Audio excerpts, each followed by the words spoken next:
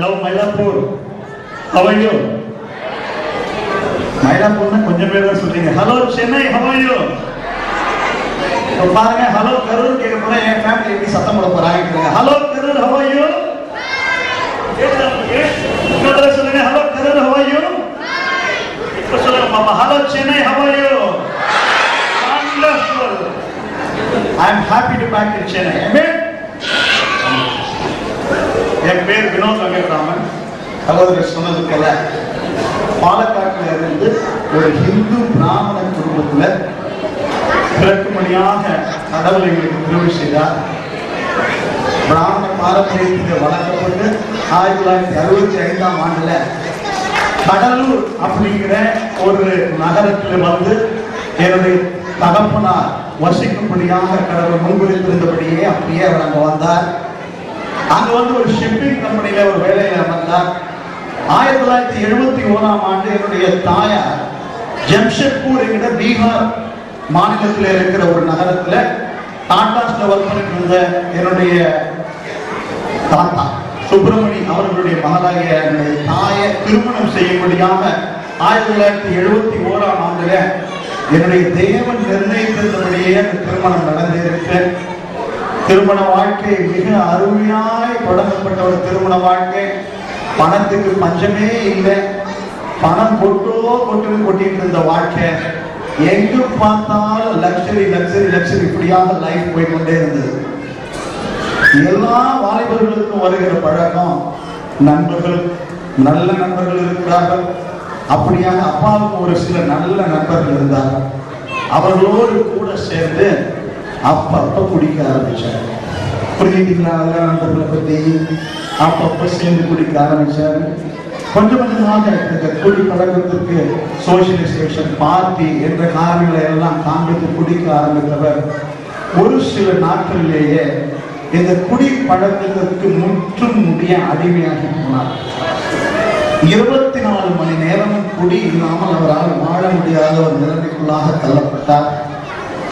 குடிக்காம இருந்தாருன்னா ஒரு பேனா அவர் கையில பிடிக்க முடியாது. கையெல்லாம் நடுக்க ஆரம்பிச்சிடும். உதவெல்லாம் இப்படி ரெண்டும் அடிச்சுக்க ஆரம்பிச்சிடும். இப்படியாக அவருடைய வாழ்க்கை கடந்து போச்சு.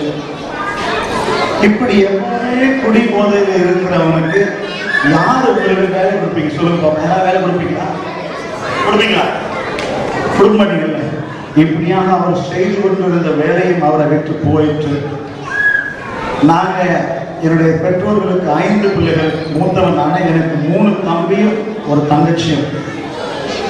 இந்த 5 பேரை கொண்ட குடும்பமாக என்னுடைய குடும்பம் இருந்தது. இப்படியாக என்னுடைய கணவர் மாறி போனாரே அப்படிங்கிற அம்மாவோட மனசுல ஒரு துக்கம். ஆட்கள் இப்படியாக நடத்தி கொண்டிருந்த வேலையில அப்பா சபரிமலை ஐயப்பனுடைய ஒரு தீவிரமான பக்தராக இருந்தார். ஒவ்வொரு வருடமும் 2 முறை, மினிமம் 2 முறையாவது அந்த மலைக்கு போயிட்டு வருவார். அப்படி இருக்கும் காலகட்டங்களில் அந்த 48 நாள் விரதம் இருந்து எல்லா பாரம்பரியத்தையும் மேற்கொண்டு அவர் போய் சபரிமலைக்கு போயிட்டு வருவார். அந்த நாட்களிலே மாத்திரம் குடி பழக்கத்தை நிறுத்தி வைத்து அவர் ஒரு மனுஷனாக வாழ்ந்து கொண்டிருந்தார். நாங்கள் எல்லாம் எப்பயாவது ஒவ்வொரு வருஷமும் இப்படிப்பட்ட ஒரு நாட்கள் வராதா அப்படின்னு பார்த்திருப்போம். ஏன் அப்படின்னா அப்பதான் எங்க அப்பாவை எங்களால் அப்பாவா பார்க்க முடியும். எங்க அம்மா தன்னுடைய கணவனை காண முடியும் உண்மையான ஒரு ரூபத்தில். இப்படியே நாட்கள் ஓடிக்கொண்டே போயிற்று. 1979 80 அந்த வருடங்களில் வேலை இல்லாமல் திண்டாட்டத்தினால அவங்க என்ன பண்ணாங்க, கையில இருந்த பைசாவெல்லாம் போட்டு ஒரு கடை வைக்கலாம்னு வச்சாங்க. கடையில் உட்கார்றது கிடையாது. வர பணத்தை எடுத்து மீண்டும் குடி. இருந்தவங்க எல்லாம் இருக்கிறதெல்லாம் சொல்லிட்டு போயிட்டாங்க. ஒண்ணுமே இல்லாம நடுத்தெருவுக்கு வந்தோம். எங்களுக்கு உதவி செய்து கொண்டிருந்த நண்பர்கள், உறவினர்கள் எல்லாம் ஒவ்வொருத்தரா நீங்கி போக ஆரம்பிச்சாங்க.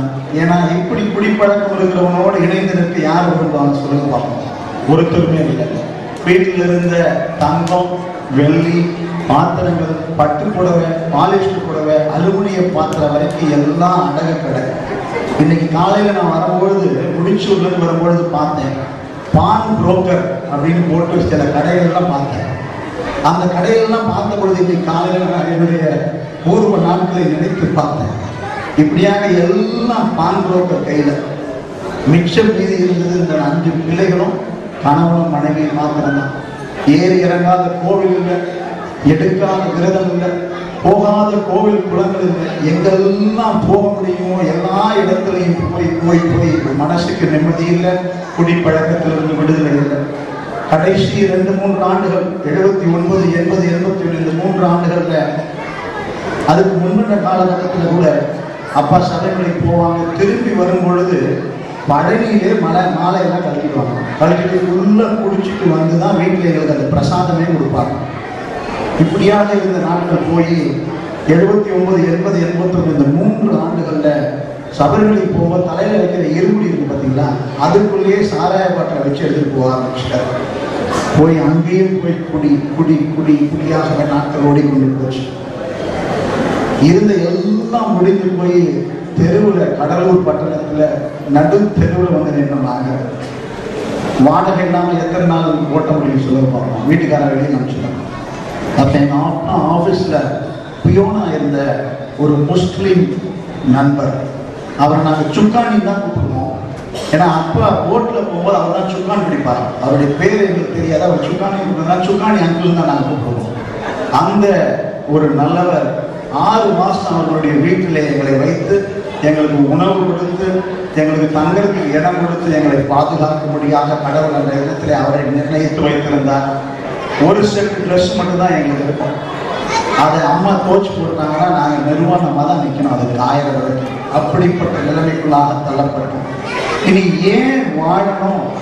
வாழ்க்கை ஒரு பெரிய கேள்விக்குறியாக மாறி நின்று கொண்டிருக்கிறது. இந்த காலகட்டத்தில் 1982ஆம் ஆண்டு என்னுடைய கடைசி சகோதரர் விவேக் அப்படிங்கிற ஒரு 10 மாத குழந்தை கால்ராவினால பாதிக்கப்பட்டது. அந்த குழந்தையை கொண்டு போய் அரசு மருத்துவமனையில் நாங்கள் அட்மிட் பண்ணியிருந்தோம். என்னெல்லாமோ முயற்சி செய்தோம். அந்த குழந்தையை காப்பாற்ற முடியாமல் போயிட்டு ஒரு பிரைவேட் நர்சிங் ஹோம்ல சரியான விதத்தில் சிகிச்சை கொடுக்க முடியாததுனால அந்த குழந்தை எங்களுக்கு இறந்து போயிட்டு, அது அம்மாவுடைய வாழ்க்கையில முதல் பெரிய அடியாக இருந்தது. சரி, இது எல்லாம் மீண்டும் வருவார் அப்பான்னு சொல்லி காத்து இருந்தாங்க. ஒவ்வொரு நாளும் எங்கேயாவது குடித்து கிடப்பார், யாராவது வந்து சொல்லுவாங்க, போய் கூட்டிட்டு வருவோம். இப்படியாக நாட்கள் ஓடிக்கொண்டு போயிட்டு ஆந்திராவில் காக்கிநாடா என்கிற இடத்துல ஒரு வேலை கிடைத்து அங்கே போனார். சரி, அங்கே போனாலும் அது மாறுவாங்க, அங்கிருந்து ஒரு பைசா போனால் அனுப்ப மாட்டார். மீண்டும் இப்படியாக அவருடைய வாழ்க்கை ஓடிக்கொண்டு வந்தது. 1982 அக்டோபர் மாசத்துல என்னுடைய அடுத்த தம்பி விமல், அவருக்கும் இதே வியாதி காலராவினால பாதிக்கப்பட்டார். கடலூர் ஜெனரல் ஹாஸ்பிட்டலுக்கு அவரையும் அட்மிட் பண்ணோம். 1 வாரம் ட்ரீட்மெண்ட்டுக்கு அப்புறம் டாக்டர் அவரை நீங்கள் டிஸ்சார்ஜ் பண்ணிட்டு போகலாம் இன்னைக்குன்னு அப்படி சொன்ன அந்த கால வேளையில அந்த தம்பி நான் எடுத்து கொஞ்சம் தண்ணி கொண்டு வாங்க அப்படின்னு அம்மா பக்கத்தில் இருக்க டீ கடையில் சுடுதண்ணி வாங்க போனப்போ அப்படின்னு விக்கல் 3 தடவை விக்கல் வந்து அந்த தம்பி இறந்து போனார். அந்த பணத்தை வீட்டுக்கு கொண்டு வரது கூட கையில் பணம் கிடையாது, ஆம்புலன்ஸ் எடுக்க முடியல. ஒரு ரிக்ஷாக்காரரை கூப்பிட்டு போய் சொல்லி, இந்த மாதிரி என் மகன் மயக்கம் போட்டு விழுந்துட்டான், இங்கே ட்ரீட்மெண்ட் கொடுக்க மாட்டேங்கிறாங்க, எனக்கு ஒரு வீட்டுக்கு கூட்டிட்டு சொல்லிட்டாங்க வாப்பான்னு சொல்லி பணத்தை படியிலேயே வச்சுக்கிட்டு 12 கிலோமீட்டர் மஞ்சள் குப்பத்திலேருந்து கடலூர் ஓடிட்டு வரைக்கும் வந்து சேர்ந்தாங்க. சேர்ந்து அந்த தம்பியுடைய மரணத்தை பார்க்க அப்பா வந்திருந்தாங்க. அதுக்கப்புறமா மாறுவாருன்னு பார்த்தாங்க.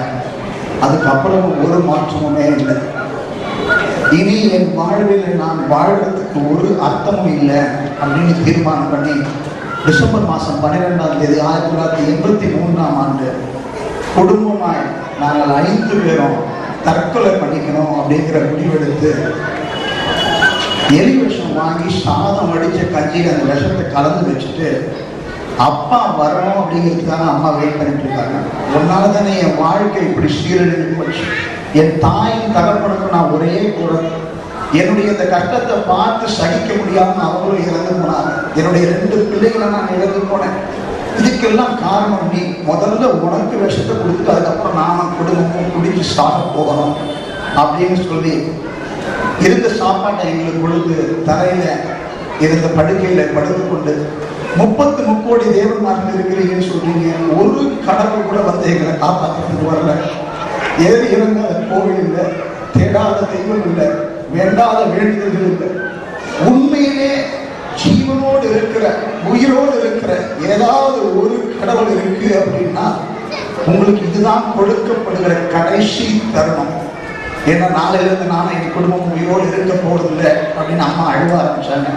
எத்தனை நேரம் அழுதாங்க, எப்படி அழுதாங்கிறதெல்லாம் எனக்கும் தெரியல, அவங்களுக்கும் ஞாபகம் இல்லை.